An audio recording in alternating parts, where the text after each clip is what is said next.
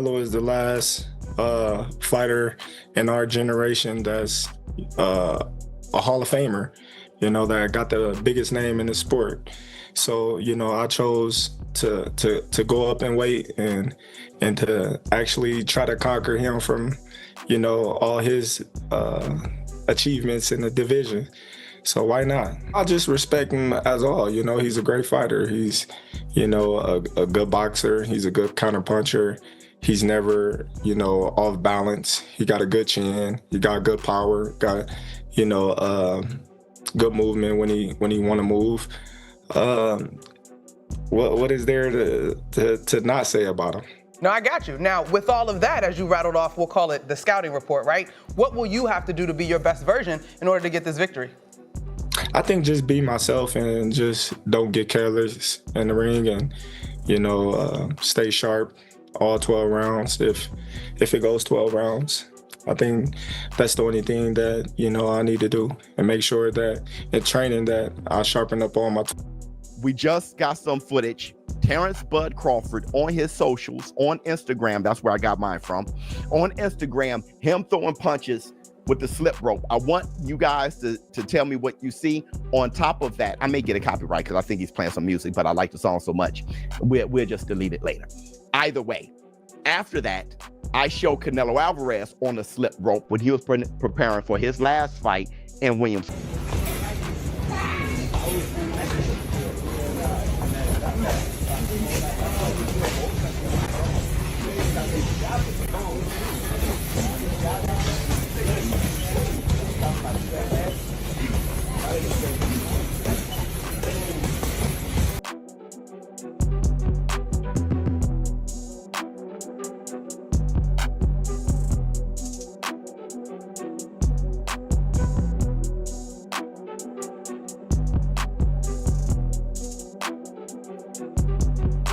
So here's a video that many people have sent me to determine in their mind that Terrence Bud Crawford would lose to Canelo Alvarez, or is going to lose September 13th to Canelo Alvarez, as he is sparring here middleweight WBC world champion Carlos Adames, who is 24 wins, 1 loss, 1 draw, 18 wins by way of knockout. And people are saying that Carlos Adames, who's 5'11" with a 73-inch arm reach, is having his way with Terrence Bud Crawford, and this is an indication that the 168-pound Canelo Alvarez, who's 5'7" with a 70-inch arm reach, is going to have the same type of success and knock Terrence Crawford out. But what people are not paying attention to is Terrence Crawford is standing right in front of Carlos Adames and taking the big punches from Carlos Adames as he's standing in the pocket and counter-punching him and taking his blows at a smaller weight class while competing at 147. Now he bulked up. What y'all? In the ring with Canelo Alvarez, Terrence is not going to see anything that he hasn't seen before. No, he hasn't seen this beast on fight night, but he's seen versions of this beast for a very, very, very long time. People have said that he's a blown-up 147-pound fighter. If you remember, he said it was hard for him to make 147 when he fought Errol Spence Jr. I was like, yo, how is that possible? I didn't realize he was really doing everything that's needed to gain the weight properly. Most fighters don't know how to gain weight and fit into a weight class properly. He's done that. You know, to stay humble. Which one for the office? Sorry, in the middle. The countdown is on September 13th. Terrence Crawford versus Canelo Alvarez, one of the most daring moves in modern boxing history. Crawford, fresh off becoming undisputed in 2 weight classes, is now leaping to 168 pounds to face a man who's dominated that division for years, Canelo Alvarez. It's a bold move. Some say crazy, others legendary. But this isn't a reckless jump. Crawford's training camp in Colorado Springs is locked down. No media, no distractions, just pure focus. He's not just adding weight, he's building the right weight, maintaining speed, timing, and fluidity, the tools that made him great. Yet questions remain. Can Crawford take Canelo's power? Is he really built for 168? Critics point to recent sparring footage with Carlos Adames, where Bud held his own. even stood in the pocket. I'm going with Terrence Crawford. You know, big weight jump, a dangerous fight, but somebody's got to prove to me that they can break Terrence Crawford's will and that he can't figure it out against you. You know, it ain't no disrespect toward Canelo, but I've said this the last couple of years. I'm not betting against Terrence Crawford against nobody right now. You got to show me. And of course, look, you've accomplished everything. You're a first ballot Hall of Famer. You've been undisputed now in 2 weight classes. This would give you undisputed championship in the 3rd weight class. But not just that, you know you're fighting an all-time great, and you know that the credit's going to go to you if you beat a guy like Canelo Alvarez at 168. Is that why you want it? Well, when I beat him. When you beat him. Definitely. You know, the stakes is high.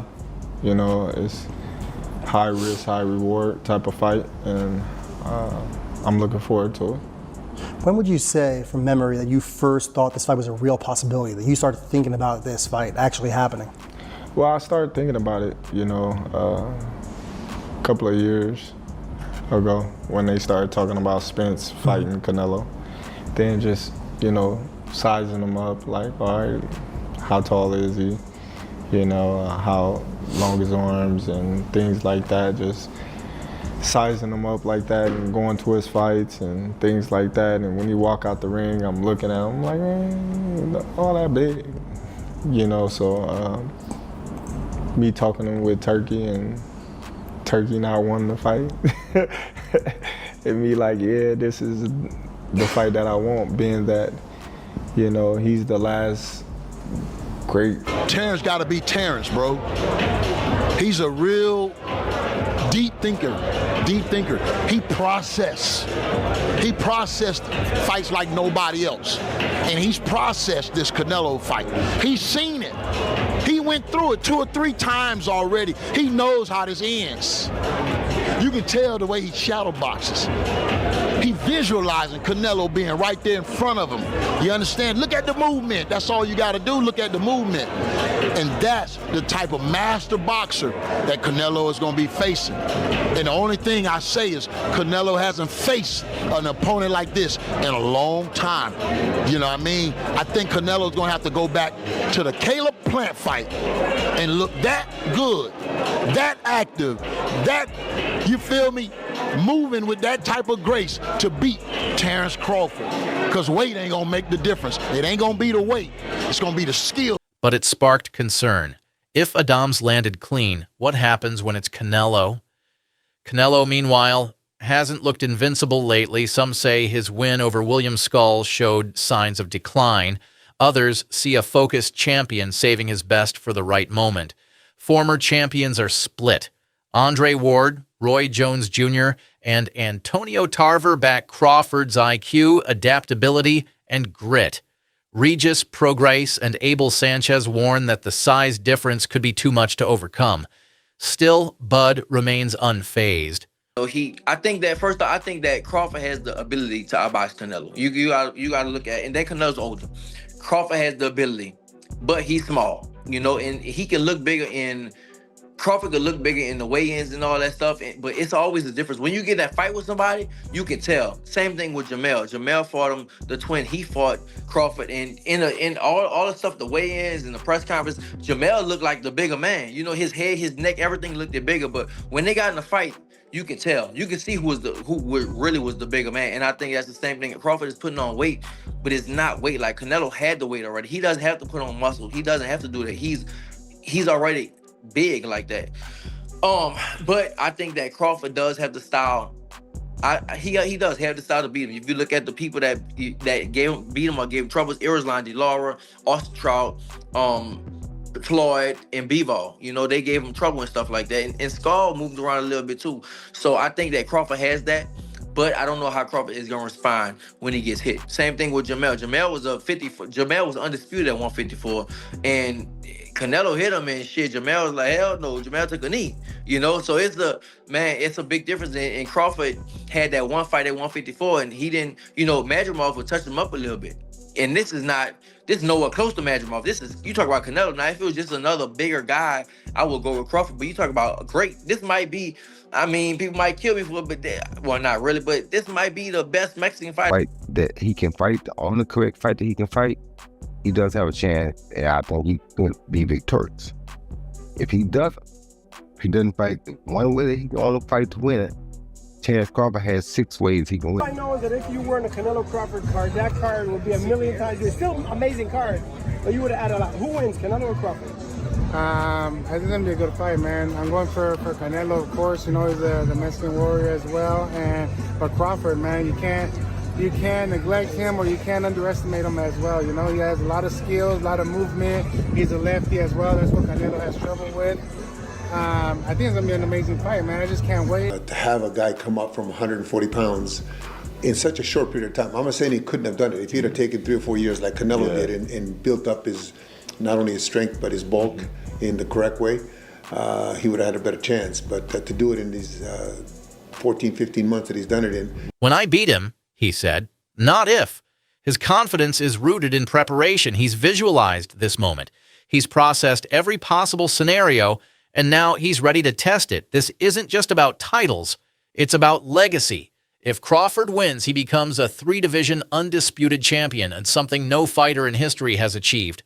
But if Canelo proves too big, too strong, too smart, the torch may stay in his hands. Who are you backing? Drop your predictions in the comments, and don't forget to like and subscribe. September 13th is almost here.